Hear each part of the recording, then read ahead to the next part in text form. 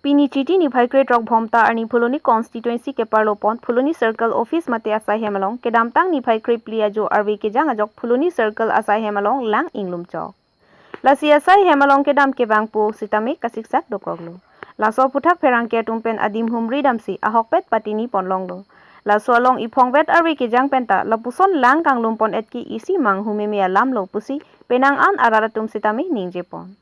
Laso nahut phuloni circle office along achokamara tum sitame laso puthak ningjepon. Lasila puson isi kethe asai hem along lang kanglum pon ke rat atum office along ke bangjia phan an sitame kasiksak dokau binonglo. Lasila so puthak circle office along borbabu hin pen pherang ke thingno kaningje pon ke. Labang so lang nang kanglum et aputhak ke ilitum no namat chingwai pon po machine pen lang pasan pon po pusi pherang ke thingno nang ningje dun. Phuloni pen siva be TK News.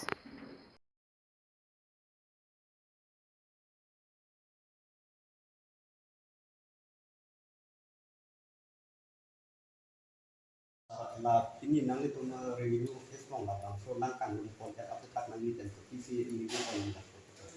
Mane mo exam pachimin meeting di thomba ko so exam no age pu forest office tum ta hak ka to thai aga forest office ala na ko la ko pachim uma amano la art feeling ko ma la sala ma ya da chipa pipla ko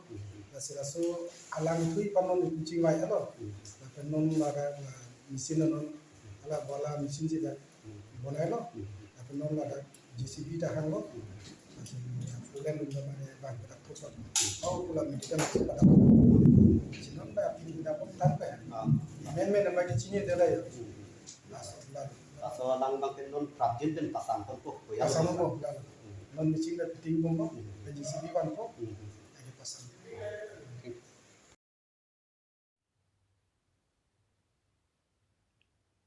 Dolamara men phangchorong phan ke panong pi JJM pen ki pialang ke pachong konak GCKV laken hok na kalilo karbiang long lapen west karbiang long arlo nong nam ka chethang klong abang karbiang long Thomas Council Education EM Richard Tok bi ametha constituency mate lakhain ko etok duar bagori constituency arlo sidoro bangso puthak pini jaseme dolamara men phangchorong arat don pharo societum aphan kapanong pi JJM pen ki pi alang ke klem pi ka sa oi pik aputhak ningduk chipaklang prong rinti